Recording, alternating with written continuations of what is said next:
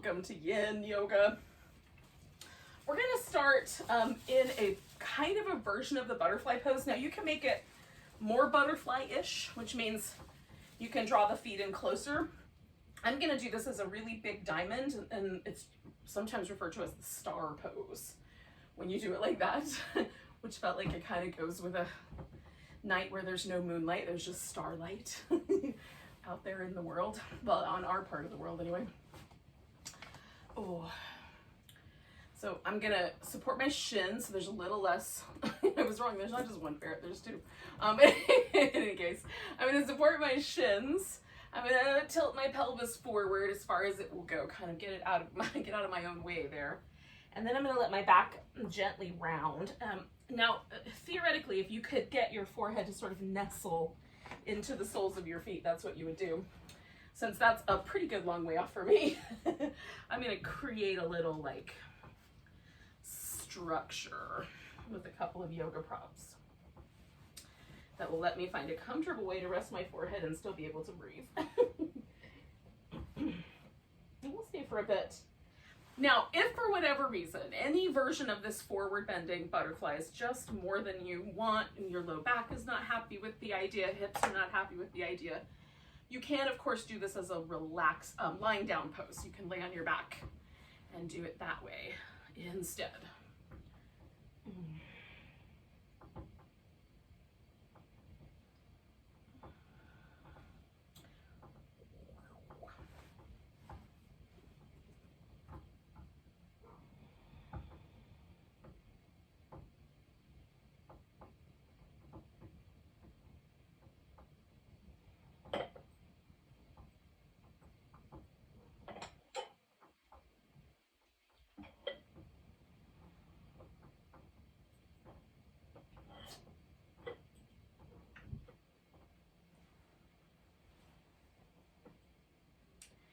Now, the most important component of this whole practice is this opportunity to relax really deeply through the nervous system, muscular system of the body. So we take the body to an edge physically, but not so far into the sensation that we start to tighten up around it. We want to find the sensation and in a place where we can relax really deeply through the muscle, but also through kind of the nervous system. And the way that I kind of trace this with my attention is make sure my mouth, my jaw, my eyes, and all the muscles of my face are relaxed. And then I sort of take my attention down through the throat, kind of down through the center of my body, and check out, like, am I tightening my shoulders? Am I tightening my abdominal muscles? Am I tightening in the groin or the inner thigh? Because those are little sneaky places too. So we're trying to let everything relax that can relax. Kind of surrender into the shape. So we're practicing sort of peeling off these habitual layers of tension.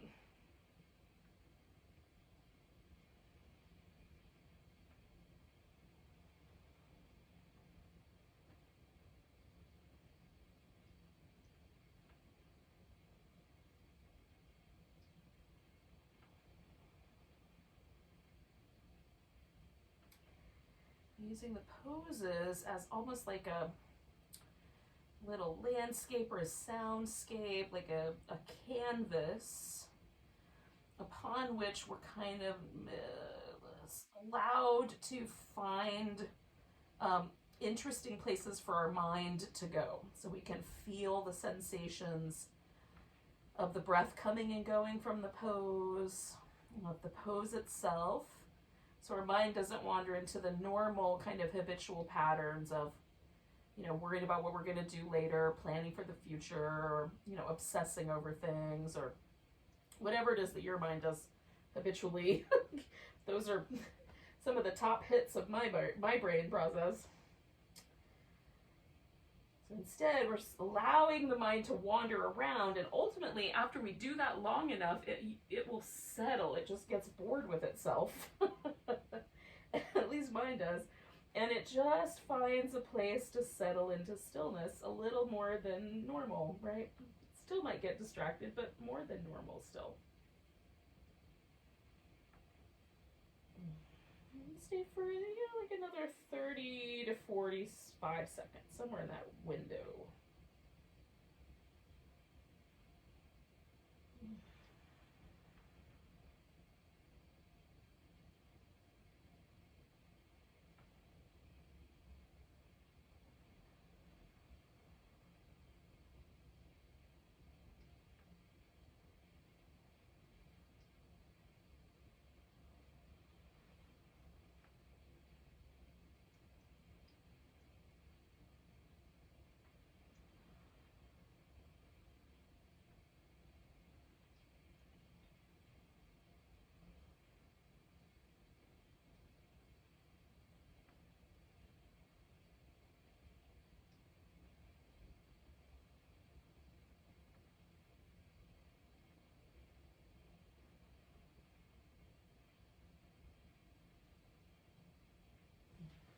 I'm gonna take a big breath, let go with a sigh, and then I'm gonna slowly use my inhale to unpack this pose. Kind of bring my spine into a more neutral position relative to my hips, and then release the pose with the hips, and then release the pose with the legs. And I'm gonna take a few moments to kind of shake, shimmy.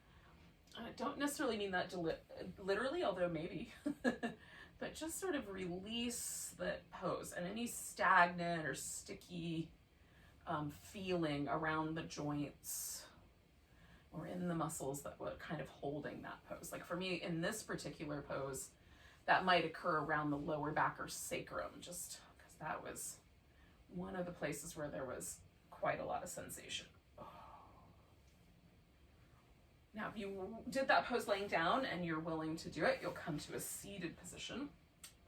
Or, if you want, you can substitute a banana pose for what we're about to do, which is a seated half dragonfly side bend. So, I've got my thighs in a V, and you can take your foot and bring it right up in against your thigh. I just leave mine a little looser. Everything is a little loose. And then I add like a little blanket or a little extra support where I might need it. And I'm not gonna side bend right away. I'm just gonna turn a little bit towards this. This is my left leg, this is the right. So whatever, I don't remember how it mirrors out on the screen, but whatever leg is bent, I'm gonna turn towards that one. In my case, the left. I'm gonna wind up side bending over this right one in a moment, but I'm waiting for this place where I feel like my body has completely relaxed out of the last pose, and it's not quite there yet. And if you already feel that, you can go into this shape. And so I'm just gonna side bend out over this leg. And there's a little gap here between my armpit and the thigh, and I can just leave that gap there and put my hand on the floor, my hand on my foot. I can hold onto my foot. I like to let my leg relax as much as possible. So I could also fill that space with a pillow or a yoga block. For me, the head kind of allowed to lean sideways and is nice. I could turn the chin down. And then if I turn the chin like incrementally, a little at a time up until I'm kind of looking up at the ceiling, there's a whole spectrum of neck stretches there. So I can pick one to start with and then, you know, halfway through pick another one, or part of the way through pick another one. So you can do that, or you can just pick one and hang out the whole time. Now this other arm can go over your head, and that does give me a stronger stretch on the side waist.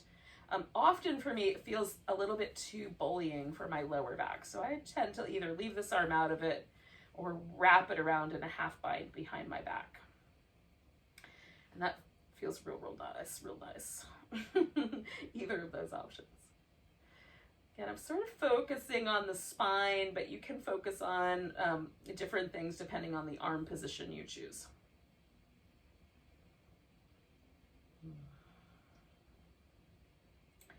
Now we're going to stay for about 3 minutes. Feel out, you know, how far in is this the right amount of far in? Or does it feel like it might be a little dangerous for 3 minutes? In which case, back off a little bit. You can take a little bit of the curve out. And then, you know, in near the last minute, if you want to add it back in, you can do that.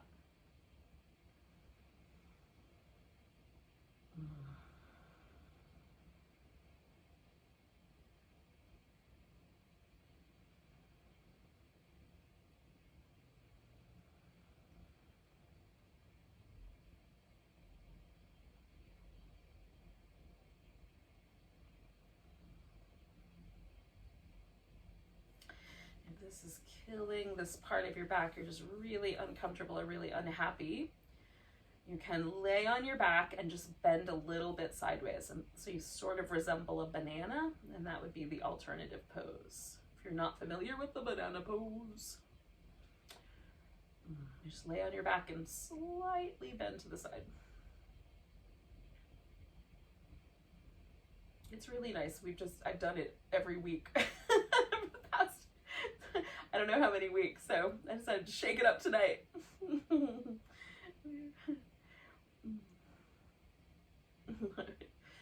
Oh, goodness.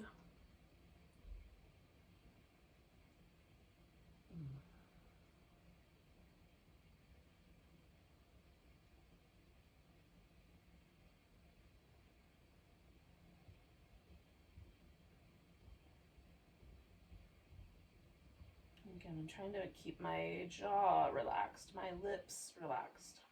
This kind of center channel of nervous system right down through the middle of my torso. There's a long, meandering nerve pathway called the vagus nerve. It goes down through the center of the body and kind of touches all the internal organs with its long nervy fingers. Neural pathways. And so trying to feel like I kind of give in through that center part. We've got 1 minute left.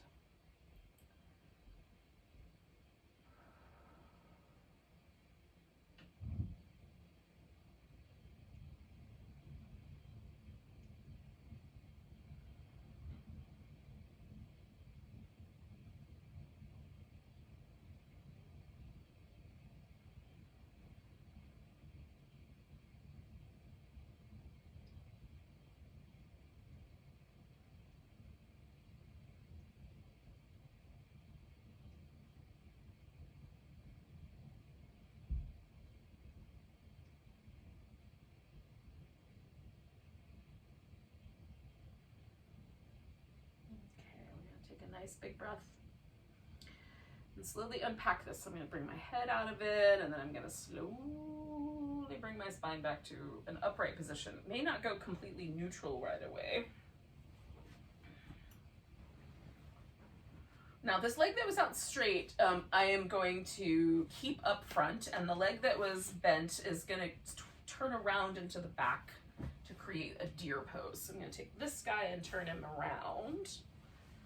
And then I'm gonna bend this one. Now, if you would prefer to do a swan instead of a deer, all you have to do is straighten this leg out behind you and then fold over this leg, and that creates a swan.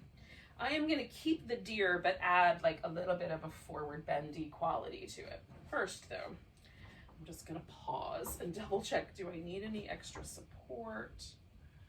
Do I want any, like a little support under a knee, or I'm gonna definitely want some support under my elbows. And does my spine want me to not do this yet? That's the other question in my mind. Now, when I lean forward, the pose shifts from being really intense on this leg to being more intense on this one, but in a totally different place. So on this side, it's right in the kind of front of the hip because there's a little bit of an internal rotation here. And on this one, it's all kind of tucked under, kind of under the outer part of this hip and glute. So depending on how you decide to adjust your pose, you might have different sensations. Whether your leg is straighter or more bent, whether this knee is more forward or more back, will kind of modify the pose. So you can play with those angles and find like, oh, that's the sweet spot. and then relax into it as best you can.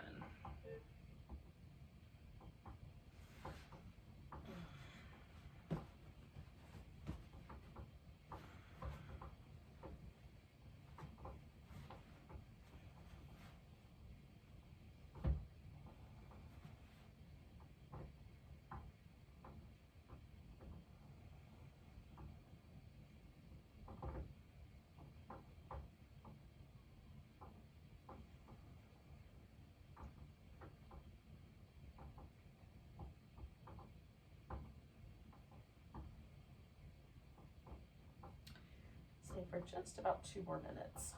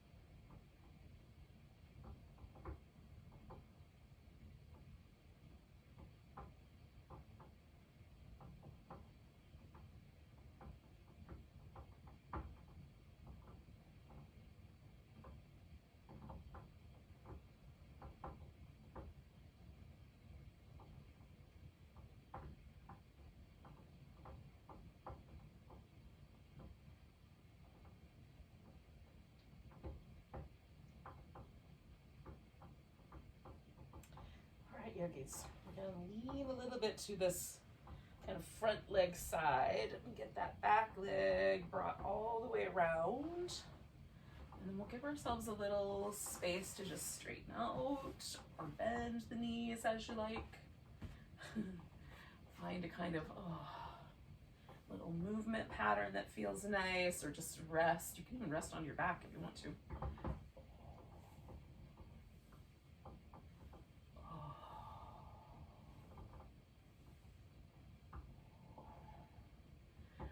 Again, I'm just kind of feeling for, there's this kind of inner nervous system awareness that everything is sort of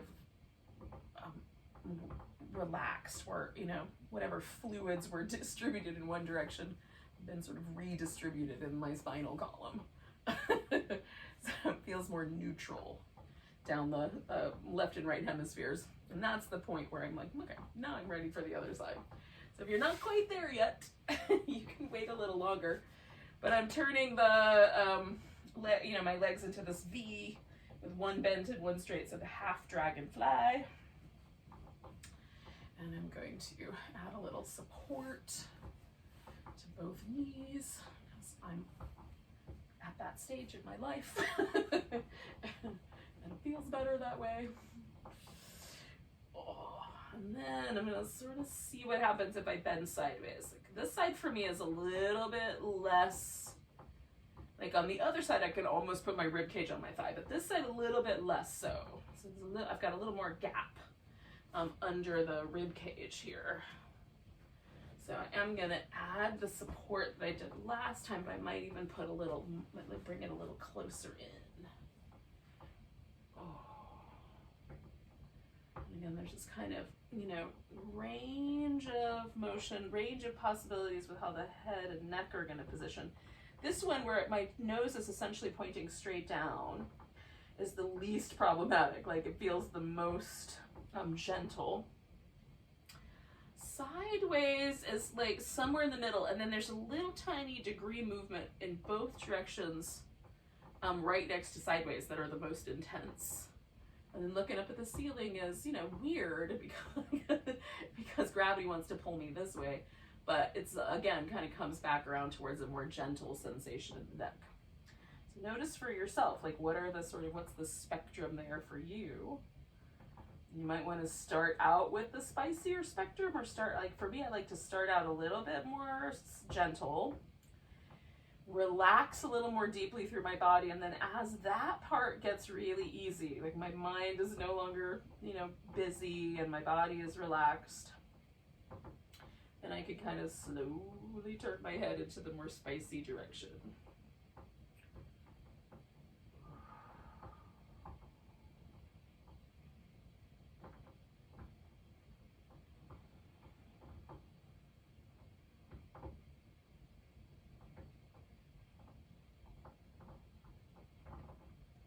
Substitute for this one is that banana pose, laying on your back. Sometimes lower backs can get a little grouchy. Ultimately, side bends are good for the lower back, generally speaking, unless you've got some disc herniations and other, you know, injuries to your spine.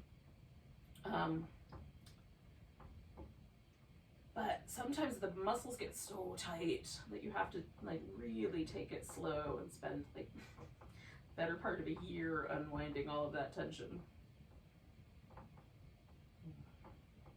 So I find sometimes the banana pose is a nice sort of incremental place to get the side bendy stretch, but without as much pressure. Which is why I like it so much. In any case, we're here for a little bit longer. Another minute and a half-ish.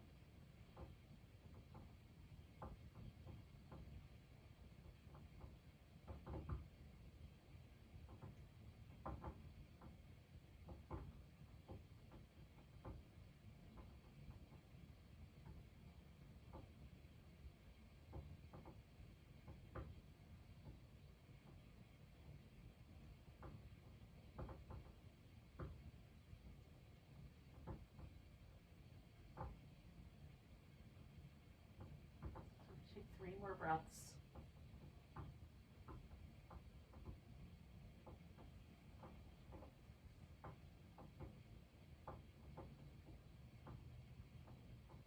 I'm going to go with a big with this one, and then my next breath is the one I'm going to sort of use to help unpack this pose.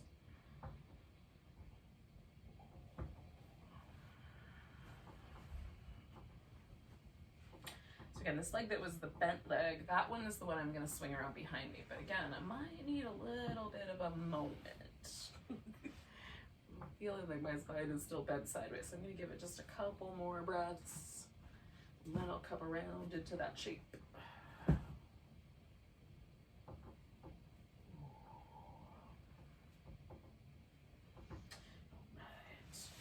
Again, you can substitute a swan here if you'd prefer to the deer shape.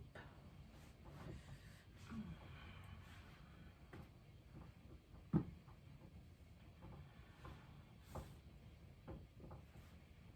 like to sort of settle into the pose and decide on some angles. And then kind of gently let it release itself into whatever shape is going to work out best.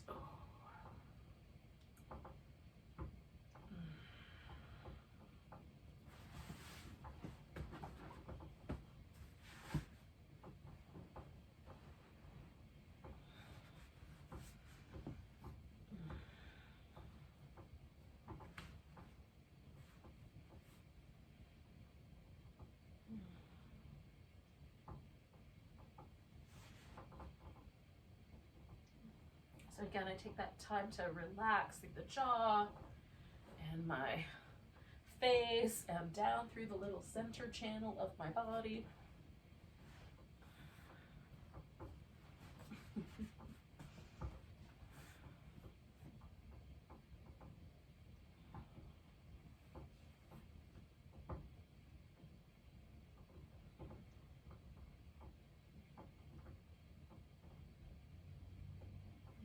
I land in the pose and it feels too spicy, I back off.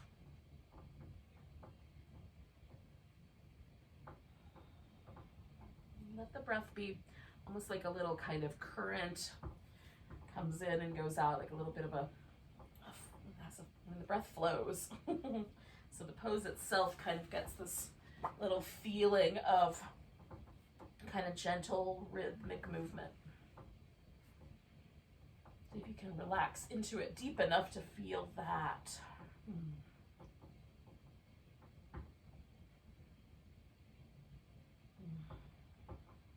Or notice whatever you do feel, whichever side of that spectrum it winds up on.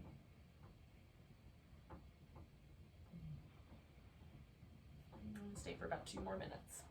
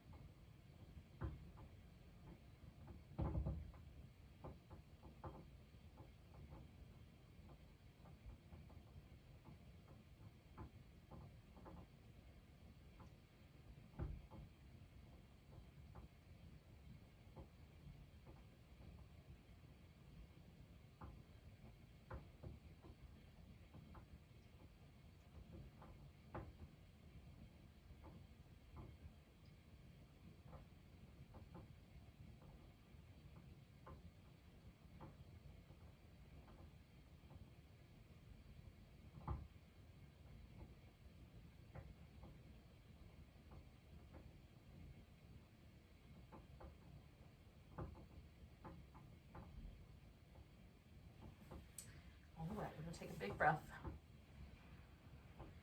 Kind of lean over into this front leg side and get this back leg around. Back to the center. Oh. So again, I'm just gonna pause for a moment. Now we're gonna wind up in a version of a back bend. So you could do a saddle pose, you could do a supported bridge pose, or you could do a sphinx pose.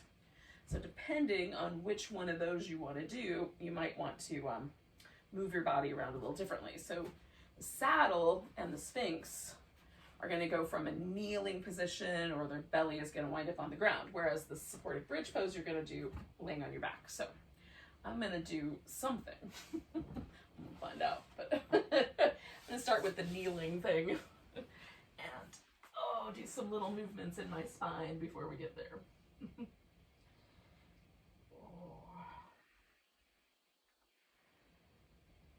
For me, that version of the deer pose has some back bendy qualities to it, so it doesn't feel really, really wrong or really super uncomfortable. So I'm noticing in my back, yeah, that quality of the lower back being in that back bended shape and the chest and belly kind of expanding, that feels fine. I'm not feeling a lot of resistance, but if you are, you might want to keep moving. Now for me to do the saddle requires quite a lot of support because I cannot sit down between my heels. I've never actually been able to do it comfortably, even as a child, and I definitely can't do it as an older adult. So I'm going to create a little structure to to sit myself down on, and it's going to basically sort of turn into what essentially is a camel for me. This might be a little too high. Yep, I need one less of those. Okay. I just stack it up until it feels like, yep, that's the right amount. All right, let's try that. Okay, maybe tonight it will do this. Okay. So that for me is my saddle. For you, your hips might sit down into the saddle and then lean backwards, right? That might be a comfortable position. For some people, it's super comfortable. For me, it is not. So I would stay here.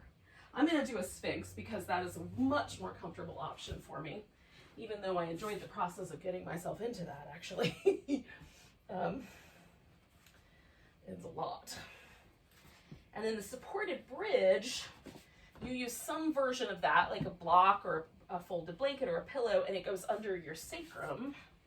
So it goes right there. And you lay on your back with that holding your hips up, and then your legs can be out straight. So that's the supported. So you look like a bridge from the side. So one of those options, hopefully, will strike you as the right one. Now you can choose a more of a crocodile sort of shape with your Sphinx, where your chin or your forehead rest on your folded arms. The more, sphinxy of the options is to prop up on the elbows. And then there's the seal, which is to prop up on the hands. My lower back does not go that far, so this is plenty. I'm gonna stretch out the front of my hips a little bit, kind of get those hip flexors as long as I can get them, and then relax as best I can. If this feels overly compressive in your lower back, it is. So adjust the profile, right? So I could do a crocodile with a little support under me, and it will be somewhere in between the crocodile and the Sphinx. And actually, that feels so nice. I'm going to stay right there. Even though I like a Sphinx, this feels good.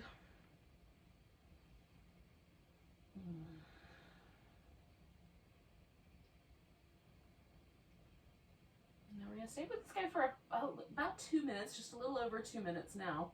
And then we'll add a little extra flavor to it. So whichever pose you've picked, we're going to hang out with it for a couple more minutes.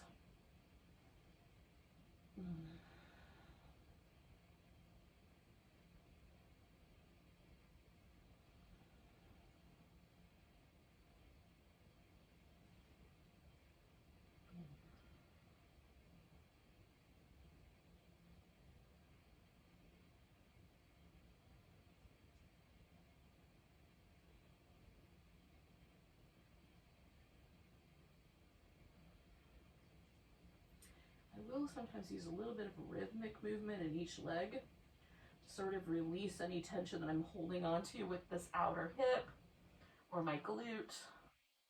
It tends to be there, but sometimes the hip flexor too. And so a little sort of shake, just a little back and forth, and then relax. And do that a few times. That helps release the kind of pent up tension, kind of bubbles it out. Shakes it out.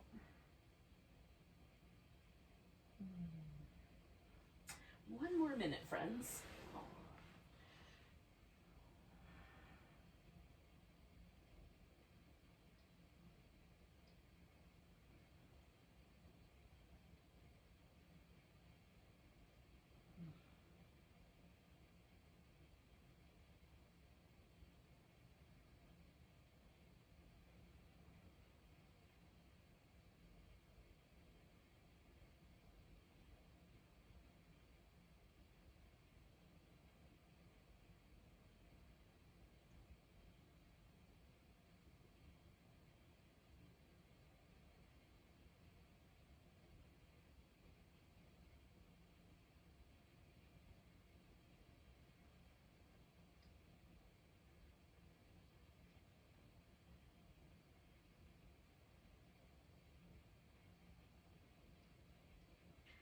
Now, if you're doing a full saddle pose and you are so happy in that full saddle pose that you don't want to go anywhere, you want to stay in that pose for the next 6 minutes, you could just stay. Or you can go ahead and come out of the saddle pose and come forward all the way onto laying on your belly. And if you're doing the supported bridge, lift your hips up enough to get the stuff out from underneath your hips, whatever you're using, and then lower down onto your back. Give yourself a moment to rinse out, and then just roll over and join me here in this kind of as flat as I can make myself, laying on my belly, prone position here. We're going to turn this into a half a frog.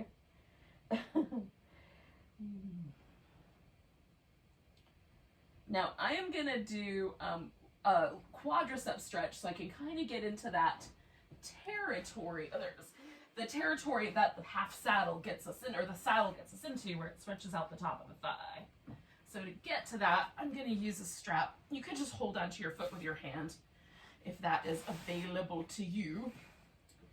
It is not particularly available to me. It just has one speed, which is intense, and everything tightens up. Whereas with the strap, there's a spectrum of sensation, and it's not just one intensity. Okay, so I'm holding onto that foot, and this guy I'm taking out to the side.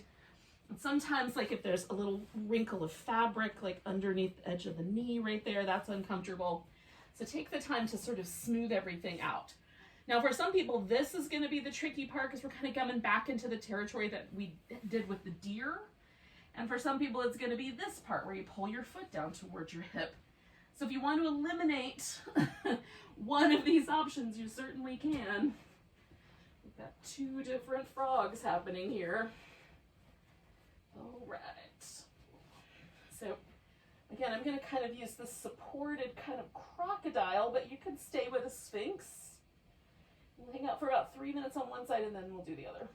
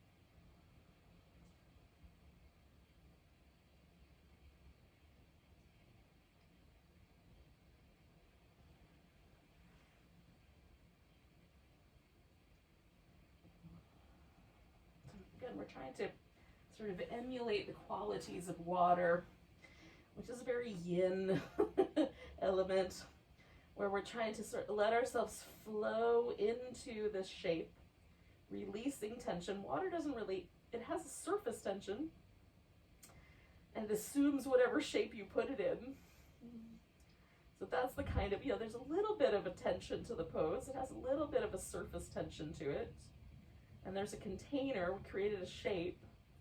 But within those little boundaries, we're trying to let everything else get very soft, very fluid, very relaxed. We're going to stay for one more minute.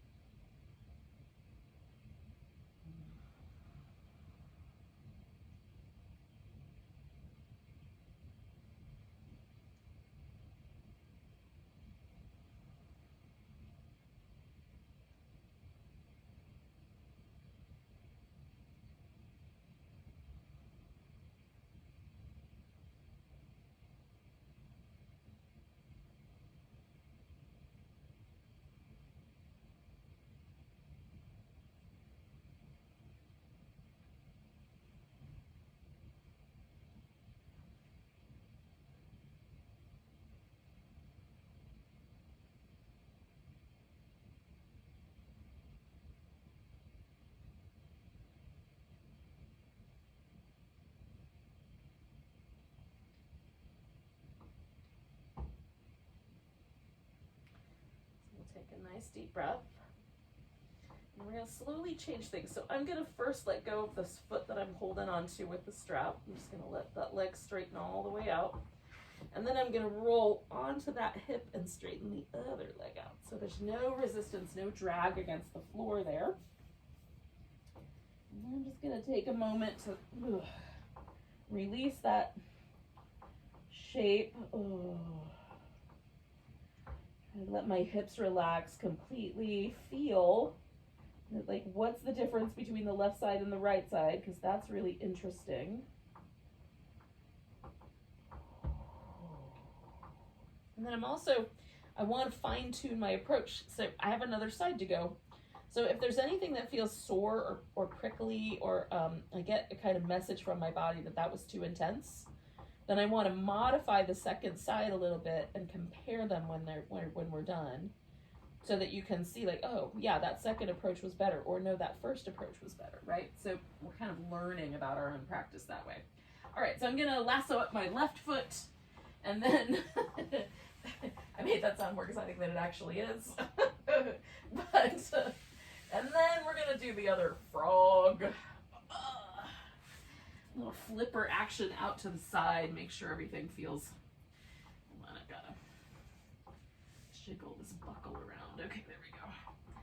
Make sure everything feels like it's the right amount, like the right tilt to your pelvis. It might need to lean a little more to the right or the left. The right amount of your foot going out or tucking back in toward the center. The right height of the knee, so that the joints feel like, there's that little kind of feeling of surface tension that we're meeting, a little bit of, okay, I feel that pose, but there's nothing that feels painful, or there's no kind of burning or numbness, or, stickiness or crampiness. Like, those are things we want to come out of, move around, change it up. And then once you've got the pose fairly well settled, you're going to just give in a little bit and relax. And try to find that yin quality as best we can, that kind of letting the water assume this container shape.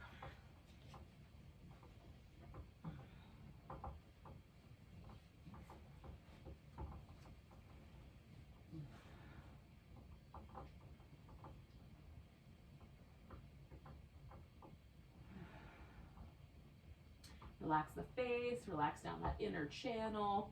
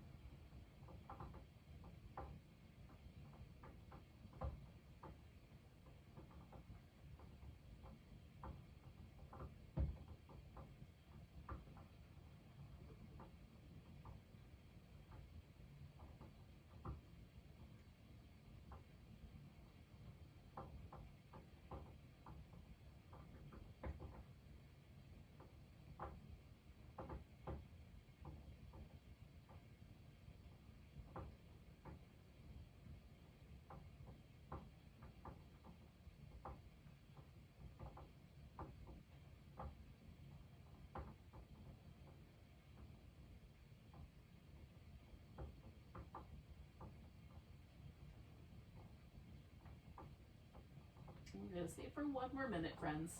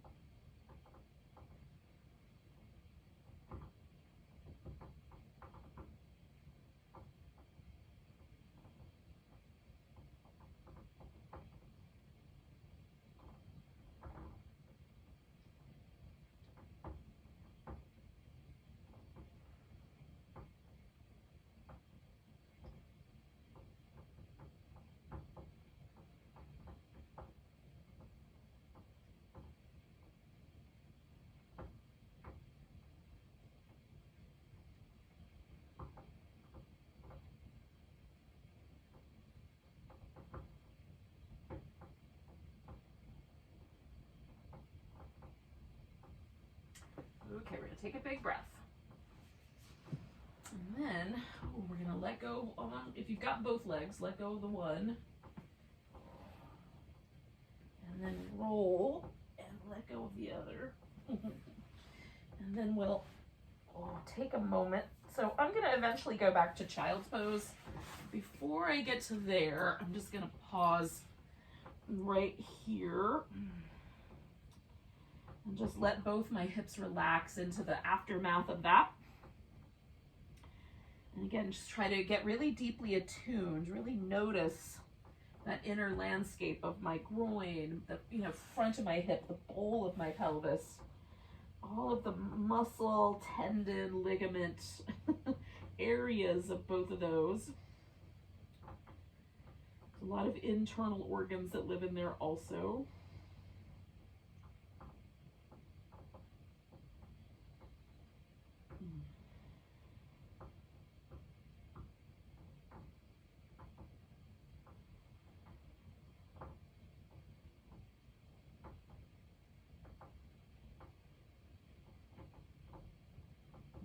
Okay, so now I'm ready for child's pose. If you'd prefer, you could just stay right there. You don't have to do child's pose. Essentially, we're going to just hang out with it for like around 3 minutes or so. So if it's not your jam and you want to go into a seated position where you kind of, maybe you just go to a cross-legged position and fold forward, or maybe that butterfly that you didn't want to do at the beginning now sounds good. You could do that. This has a forward bending quality to it. My back feels rounded here. Although admittedly, there's other things happening knees and hips wise. I like having the support underneath, so my head is about the same height as my hip. But if you like your head lower and there's that sort of slight inversion quality to it, you can do it that way too.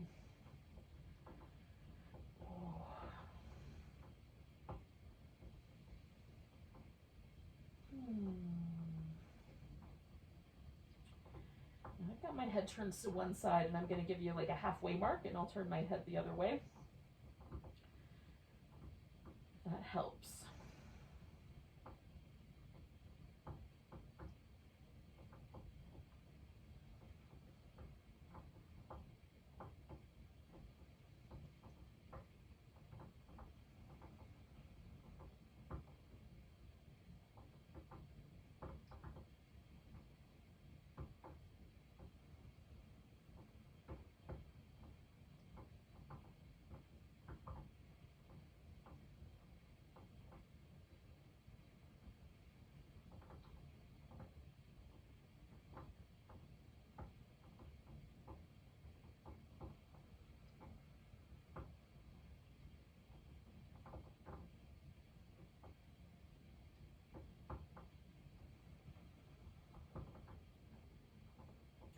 I'm going to turn my head the other way.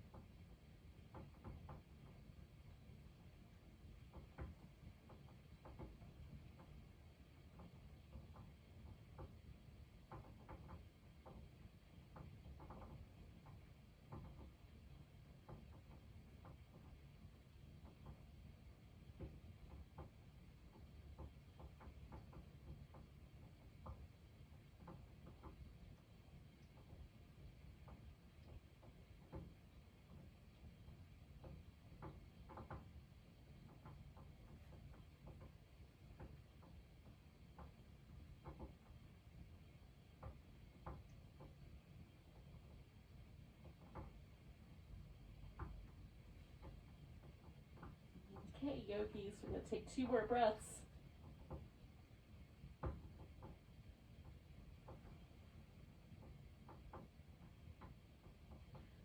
Oh, wait. I'm ahead of myself. I think no, we're right. I'm right. I was like, wait, did I think of that right? Oh. Now, essentially, we're going to just come onto our back. Oh.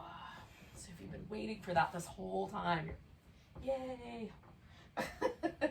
we're gonna do a spinal twist, and I'm essentially just gonna go right into that because that child's pose, that kind of curled up shape, is kind of the same shape, except I'm gonna put my upper back on the floor. Now, if you've got a shoulder that wants to float, there's a couple of options. For me, it's always better to support the legs so that the shoulder rests on the floor. That's the most obvious. But you can, if that just doesn't feel good, you can put, a blanket under that shoulder so it will rest onto the blanket. And I often do like to add a blanket to like my head or my neck. Okay, so I'm gonna add a pillow to the legs because that is the better option for me. You can stack the legs one on top of the other. You can wrap the legs around each other, kind of like an eagle pose. Mine don't hook twice, but yours might. And then, we're gonna see if we can get the upper back to mostly lay on the floor, right? So both shoulders kind of have an equal amount of weight to them. I generally prefer my head turned with the legs, but some people like their head turned all the way around the other direction, so you can test out the waters there. And one of my favorite things is to have like a little something tucked in against my lower back. So you could, if you have an extra pillow, you can kind of tuck that in right into that lower back area and kind of lean into it. I have to decide, do I want to use my pillow for my head, or do I want to use it tucked into my lower back? So I've got one option. That's pretty good. I'm going to go with that one. And then kind of letting ourselves rest in this twist. Now your arms can be out or over your head, or like a pair of, like goal posts or cactus arms. Maybe one's a little higher than the other and it's more cactusy than goalish. Maybe I'm liking my arms lower tonight. Like that feels really lovely.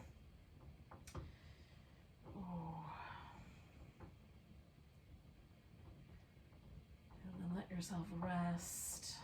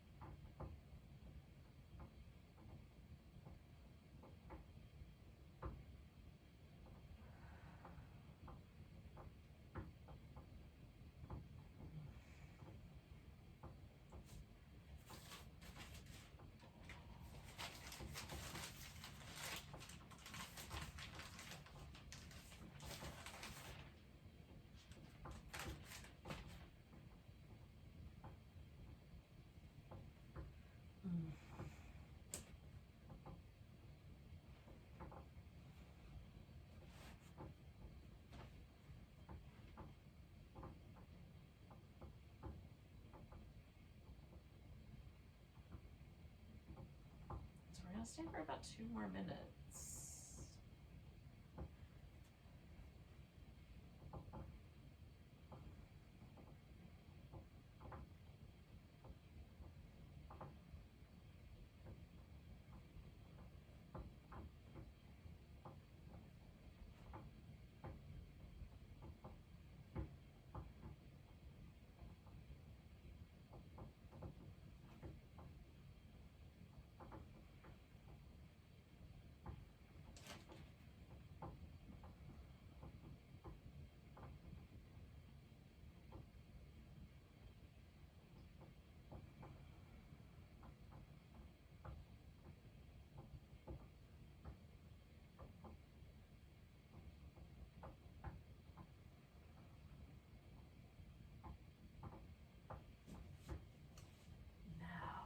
Tonight's the dark moon. It's this time right before tomorrow the moon is going to start its kind of journey towards like increasing its visibility, right? So tonight we get this opportunity, if we want to tune into the cycles of the night sky, this opportunity for really deep rest. One more opportunity to sort of let go of any patterns, or, we can make a determination that we're going to let go of any patterns or habits or stuff we're just done with. We want to no longer have as a part of our life, whatever those may be. Like maybe you've got a health habit or a habit that's not very healthy and you're ready to let go of that. Maybe you have a You know, like for a long time I had a habit of swearing too much. So that was what I worked on for a while. All right, we're coming back to the middle when this next breath cycle comes up. I'm going to inhale and then I'm going to exhale and come out of the pose. Oh, maybe. I'm going to blanket out of the way. Now I'm not going anywhere right away. I'm just going to hang out here for a second and feel where that landed me. You could also do some movement. So this is a really, you know, like the right before the moon starts to increase, it's kind of like our last opportunity to just surrender, like let go of some of that stuff that maybe served us at one point in the past but isn't serving us anymore, whatever that may be. And then we kind of emerge into a fresh opportunity, a brand new lunar cycle, a brand new 28-day month, you know, that's a lunar cycle, 28 days, to like come up with some new ideas for ourselves, or to embrace some fresh new energy. And it's springtime, which also kind of has that vibe. We're kind of heading in this, you know, the full moon happens right before, like a day or 2 days before the spring equinox. So that's basically the same thing. The full moon, it will still look full on the spring equinox. So there's this kind of nice, right here in this time of year, there's a nice opportunity presented by both the moon cycle and the kind of solar nature cycle of the world around us to shed old habits and embrace new things, to really be open to new energy and springtime and freshness and a new outlook for ourselves, right? And the way we might want to go about being a human on the planet right now, or a yogi on the planet right now, as the case may be. Okay, so my back feels pretty well relaxed. I don't feel like there's any muscle still hanging on to the last side. So I'm going to go ahead and get myself tucked into this other side of the pose, this other, you know, the twist go in the opposite direction. And you can do that as you're ready. Maybe you're already halfway there, or you're already all the way there. We'll come in and hang out. We're going to stay for around 4 minutes here with this pose. So that's about how long we held the last side. We'll hold this one about the same amount of time.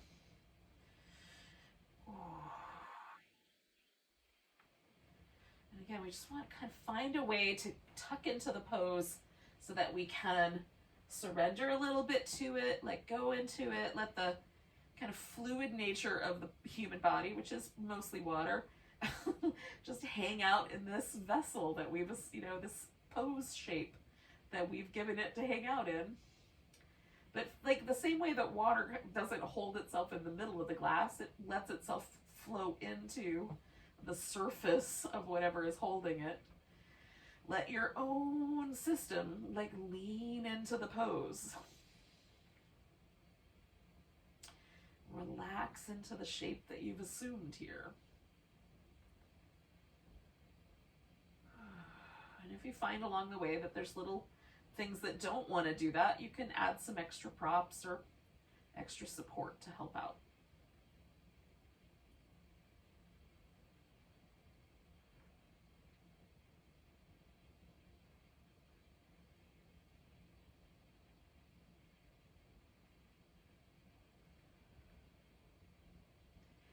In the month of March, the new moon is in the zodiac sign of Pisces. Pisces is represented by 2 fish. And it's a water sign. So it'd be hard to get more indications from this kind of collective consciousness notion of things that we get when we look at the zodiac or nature or those kinds of things. These are, you know, ideas that humans have been passing down to one another for generations and generations and generations, thousands and thousands of years. So that is in there, it's in our psyche. So it would be hard for us to find a new moon cycle that invited us to be more like water than this one does. Let yourself kind of sink into the primordial sea, friends. We're going to stay for 1 more minute.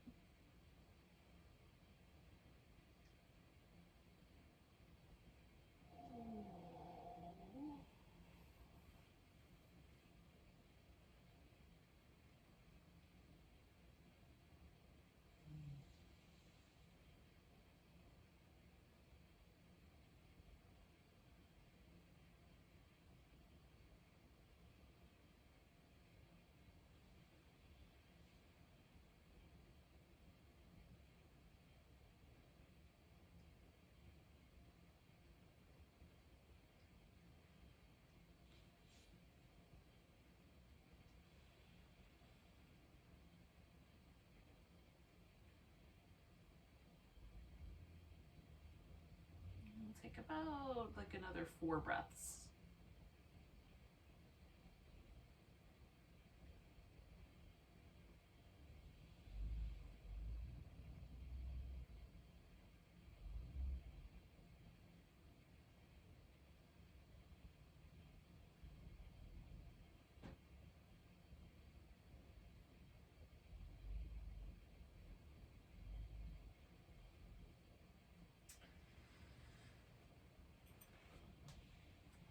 Removing any impediment to my being able to leave this pose with my next exhale.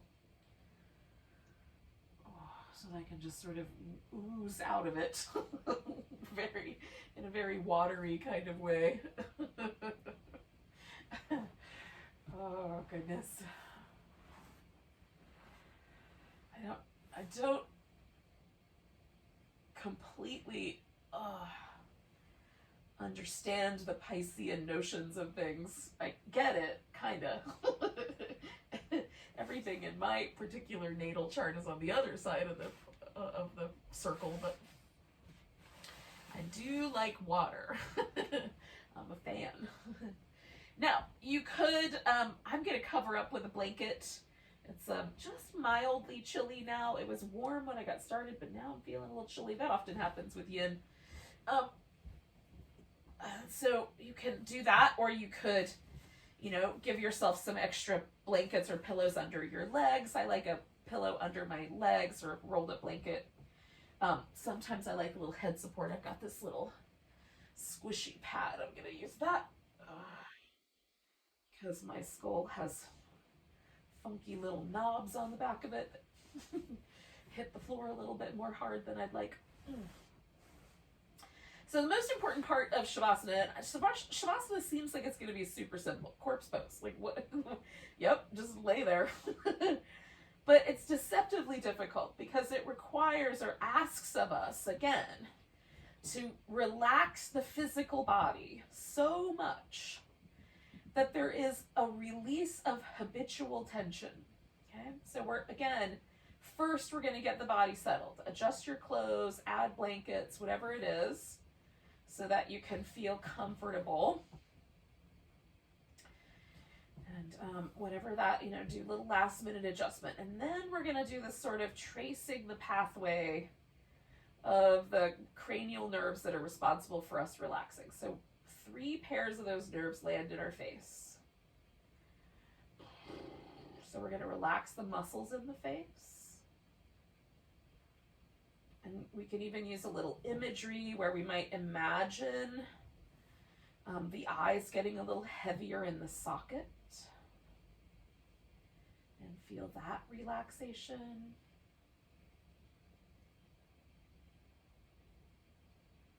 And let the cheekbones kind of soften. So the skin on the cheekbone, the muscle over the cheekbone relaxes, but it also maybe feels a little lighter in the center of your face.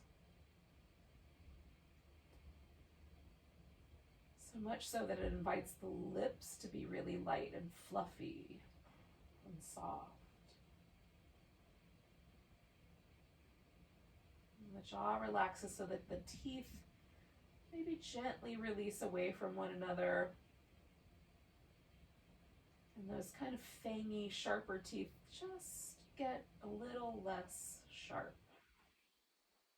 The mouth gets a little kinder, a little more friendly.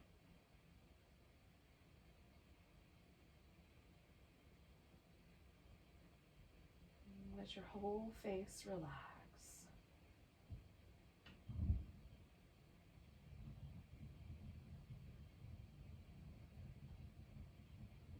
Become aware of the throat and relax any tension from around the vocal cords, from the collarbones. Let the chest muscles kind of open so that the pathway from the throat down through the lungs and the heart feels open.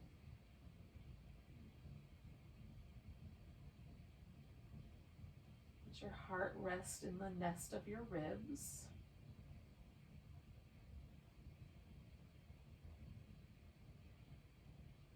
the lungs just be really gentle pillows.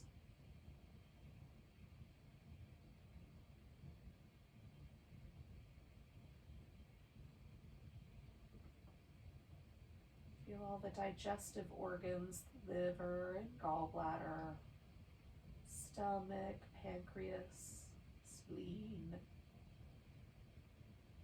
the intestines.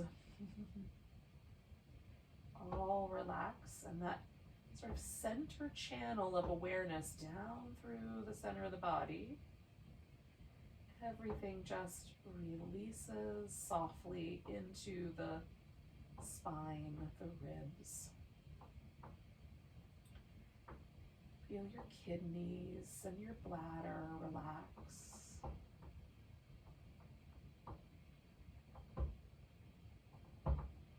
Feel everything that lives in the pelvic bowl relax, including all of the muscle.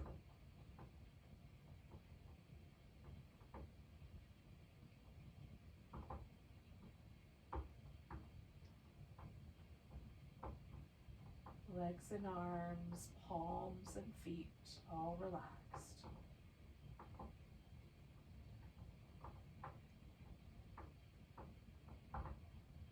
Whole body relaxed.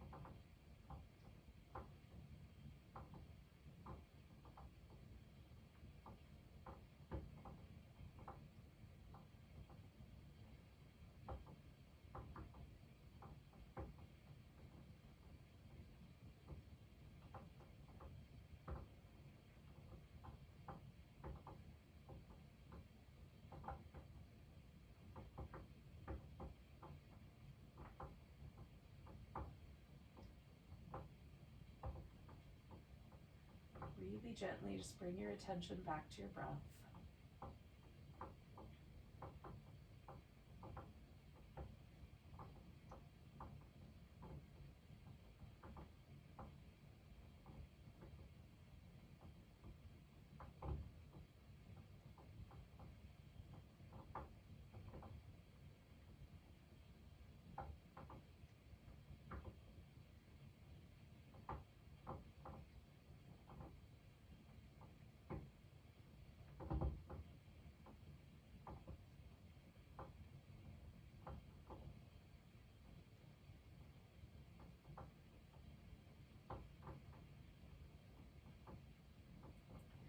Take a nice big breath.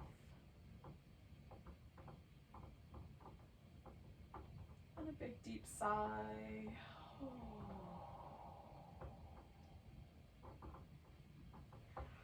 Start to stretch and move.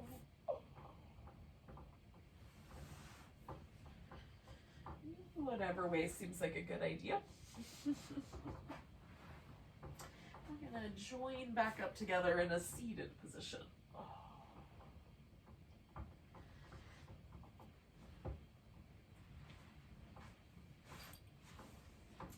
Oh, eventually.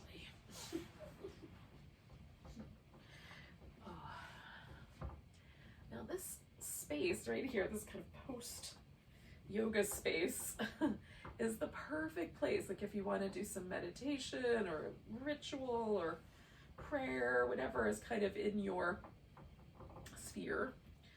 This is a kind of great place. We've gotten all of this tension relaxed and we can be a little more clear in the channel. So I invite you to that when you're done here. For now, we'll take a big breath together.